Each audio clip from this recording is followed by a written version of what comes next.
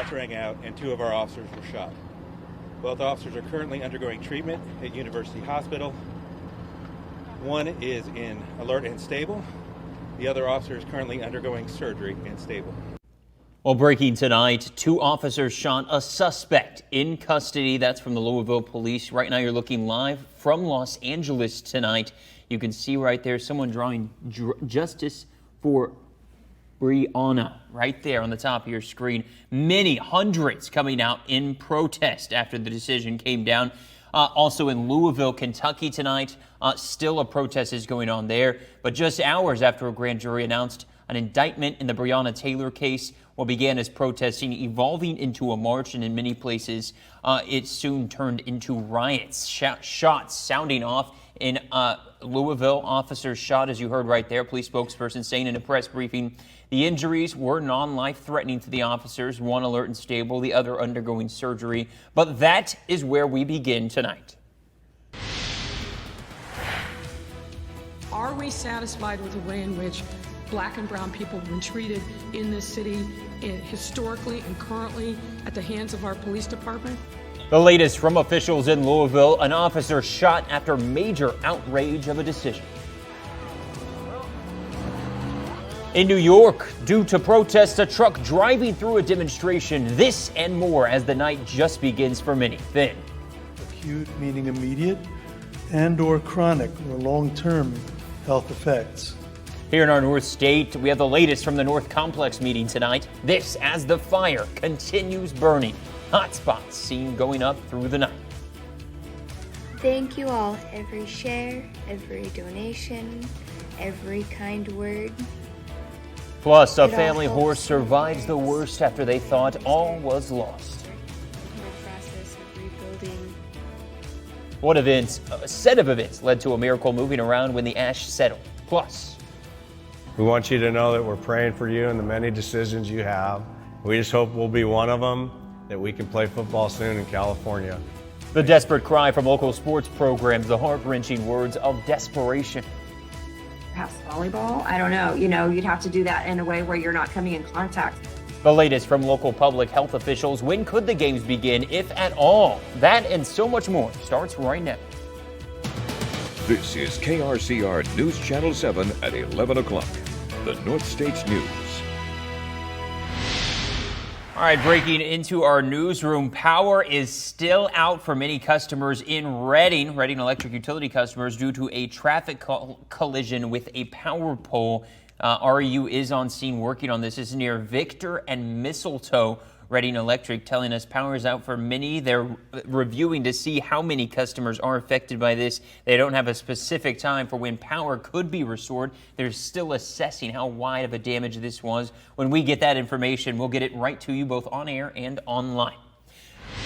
But let's look nationally. 2 officers shot, fires burning tonight. What started as a peaceful protest after actions of the officers involved in Breonna Taylor's death was said to be justified. We're continuing to follow this. We're going to have a look at New York, where hundreds marched the streets to City Hall. Out of Milwaukee, Wisconsin, their sheriff's office walking in front of them as they began to march. That was hours ago, chanting, quote, "The whole system is guilty as hell. Say her name, Breonna Taylor." But let's go ahead and look live again at Los Angeles, where hundreds, possibly thousands, were marching through the streets of downtown LA tonight in protest over the Breonna Taylor case. Police out there as well, along with sheriff's office. A number of different protests taking place around downtown LA this evening, including a large group peacefully demonstrating just outside the Hall of Justice. At about 8 o'clock tonight, the various protest groups merging and then began marching through the streets. Organizer Bree Riley said that the rally was about, quote, disturbing the peace, basically. By mid-afternoon, Los Angeles County Sheriff's vehicles could be seen blocking off multiple roads in downtown LA to traffic, including the street in front of the Hall of Justice. This local demonstration comes after a grand jury declined to charge 2 of the 3 ex-Louisville police officers who fired at Taylor during a drug raid gone wrong, with the Kentucky Attorney General saying they were justified in using force to defend themselves. One officer, Brett Hankinson, was indicted on 3 counts of wanton endangerment for firing into neighboring apartments. But real quick, let's look here locally. We've got a fire weather watch hitting us here very soon. We got First Alert meteorologist Darren Leeds looking at our First Alert forecast. Good evening, Darren. Well, good evening, Dylan. Yeah, we've been enjoying a lot more of this fall-like weather here in our North State recently. Temperatures already cooling off into the low 70s for the Reading area, 50s at this hour for Weaverville, Mount Shasta City, Bernie, Shingletown, Chester already seeing almost 40-degree temperatures. Still, though, our winds calming down than what we saw earlier this afternoon. We were mostly seeing those south winds between 10-15 miles per hour. Now we're seeing them between calm 10 miles per hour out there. But yeah, as we're heading into that weekend, hotter, drier, breezier conditions returning, significant fire potential across our valley and surrounding foothills. Those winds going to be coming back in out of the north. Couple that with some triple-digit temperatures, Dylan, and very dry grasses and fuels. And yeah, any fires that do start are going to spread very rapidly. We'll take a full look at what to expect for the rest of this week and that weekend forecast coming up. All right, thank you so much, Darren. We'll come back right back at you. Well, almost 2,000 structures were destroyed in the North Complex fire. So many. Today, Butte supervisors, though, passing an ordinance stopping anyone from messing with anything on the ground out in the burn scar, saying it could be deadly. Includes liver damage, brain and nervous system damage, cancers, birth defects, reproductive health effects, problems that could even include fetal loss. They're establishing a process to get rid of all this waste. For now, they say not to dispose of materials from the scar just yet. But let's go ahead and look at the new numbers along with the fire. This is new time-lapse footage of the North Complex from 8 o'clock to 9 o'clock tonight. The North Complex is burned in Butte, Plumas, and Yuba County. Now at 301,000 acres, 78% contained. The west zone of the complex, that's now at 83,000 acres and 66% contained. Let's go and look at other fires. The August Complex, almost 860,000 acres. We're looking at 38% containment tonight. Evacuation orders still in place in Tehama, Trinity, Mendocino, and Lake counties. Let's go north to the Red Salmon Complex. Some hot spots still burning on this one. It's holding at around 104,000 acres with 29% containment on it. No communities are under any evacuations from this fire. Moving east, that one right there, you can see 2,200 acre fire, the Fox Fire. That's now at 29% containment, or 43%, excuse me. That fire still causing mandatory evacuations in the Callahan area in Siskiyou County. And finally, let's move north a bit. We're looking at the Slater Devil Fire. Both of these combined burning 150,000 acres. Containment rising to 24% containment tonight.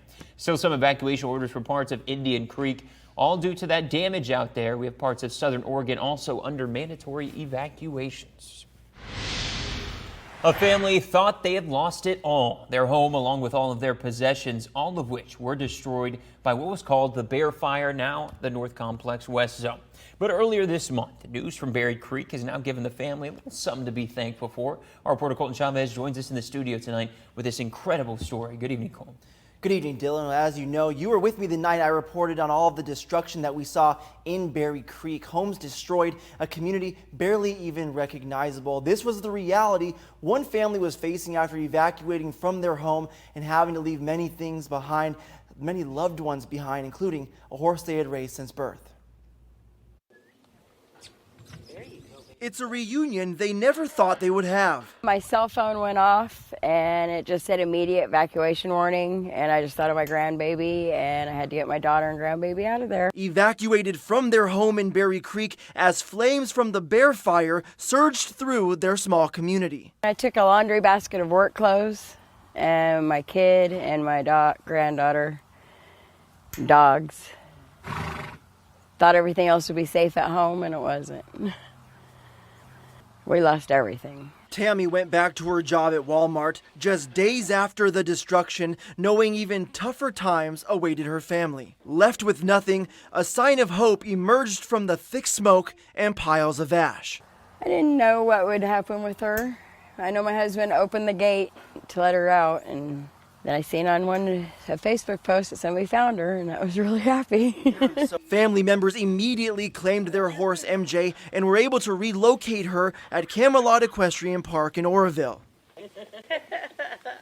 Just as many other displaced families have realized, the road to rebuilding after a wildfire is a long one. The family asking for any support, even starting a GoFundMe account. It's just a fluke. They found her. I guess probation was up there looking at things. I'm going to go back up there. I'm going to rebuild and bring her home. That's just incredible. It's a beautiful horse, too. Even as I sit here, Colton, I can't believe their horse even survived the devastation that tore through Berry Creek. And as you mentioned during that story, a GoFundMe account has been set up for the family. What's that looking like right now? Well, Dylan, they've gained a little bit of traction, actually, and it seems that whenever our community is struggling, everyone seems to rise up and help out those who need it most. We take a look at the GoFundMe account right now. The family has raised $2,235. If you want to go to the GoFundMe page, we have a link on our website at krcrtv.com.